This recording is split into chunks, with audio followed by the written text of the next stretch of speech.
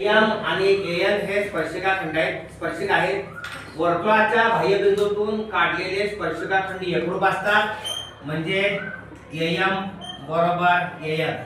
वर्तुळाच्या बाह्यबिंदूतून काढलेले स्पर्शिकाखंड एकरूप असतात, म्हणजे एम बरोबर एन. याच्या पुढल्याच माहिती आहे ना तुम्हाला, वर्तुळाच्या बाह्यबिंदूतून काढलेल्या स्पर्शिका एकरूप असतात. प्रमेय आहे ती, वर्तुळाच्या बाह्यबिंदूतून काढलेले स्पर्शिकाखंड एकरूप असतात. तसं एम बरोबर एन. त्याला कारण वर्तुळाच्या बाह्यबिंदूतून काढलेले स्पर्शिकाखंड.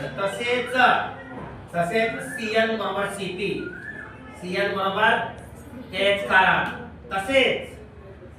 तसेच बीपी बरोबर बीएम. या तिघांना पण कारण तेच घेणार. वर्तुळाच्या बाह्यबिंदूतून काढलेले स्पर्शिकाखंड एकरूप असतात म्हणायचं नाही. हे झालं. आता या ठिकाणी त्रिकोण एबीसी ची परिमिती आपल्याला पाहिजे. त्रिकोण एबीसी ची परिमिती कशी काढायची? त्रिकोण एबीसी ची परिमिती तिन्ही बाजूंची बेरीज.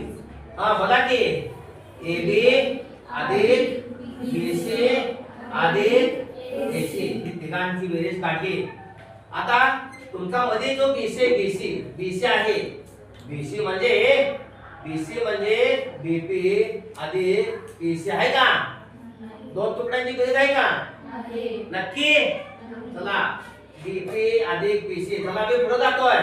एबी बरोबर बीपी म्हणजेच बीएम, बीपी म्हणजेच बीएम, पीसी म्हणजेच सीएम अधिक एसी. चला एबी अधिक बीएम, एबी अधिक बीएम म्हणजे एएम, म्हणजे एएम. सीएन अधिक एसी एएम. परंतु हे दोघं समान आहेत का? एएम बरोबर एएन आहेत का? दोघं समान आहेत का? मग दोघांची एकाची दुप्पट केली तर चालते का? एएम अधिक एएन काय मी लिहितोय परत. एएम अधिक एएन च्या बद्दल सुद्धा एएम लिहितोय. एएम बरोबर. एएम अधिक एएम 2 एएम. 2 म्हणजे 2 भागिले 1 आणि मागे काय आहे? त्रिकोण.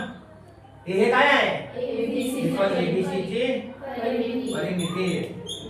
पलीकडं बरोबर हे 2 भागिले 1 गुणिले एम. पलीकडे एम ठेवणार आहे मी.